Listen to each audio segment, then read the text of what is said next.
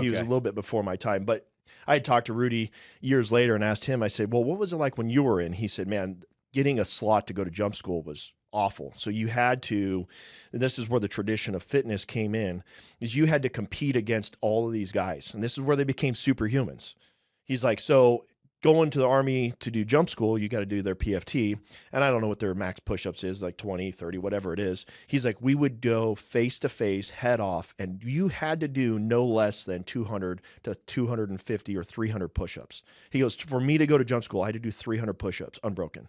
And I was like, what? 300 unbroken push-ups. That's what they would do. So calisthenics was a thing.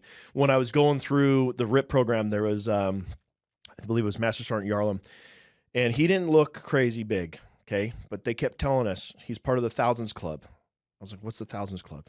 He can do 1,000 of any calisthenic. I said, what, is that a thing? He goes, on the Mew, he did 1,000 of every calisthenic. So 1,000 sun gods, 1,000 push-ups, 1,000 bodyweight squats, 1,000 lunges.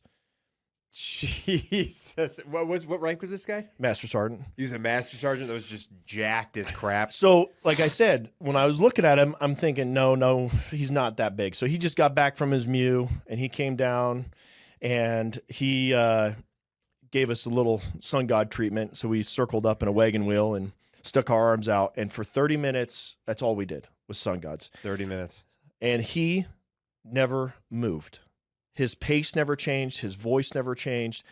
And at the end, we did like 5 push-ups in 15 minutes because they were like super slow down, super slow up. And again, as he's telling us up, down, his voice inflection never changed. He never shook. His arms never wavered. Even the cadre that was direct over us, who are superhumans, they were taking breaks, pulling their arms down and getting in my face because my arms were down. Right. Yeah. And they're yelling at me and getting my arms up. Right. And then they jump back out. They're getting break. They're getting relief.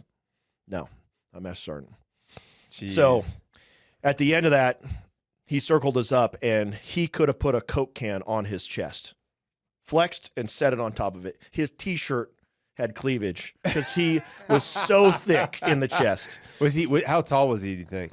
He was probably 6'4". 6'4" with a chest like that. Just unreal. So again, here I am thinking to myself, this is absolutely absurd. One more good story to share for you. This was a mindset one.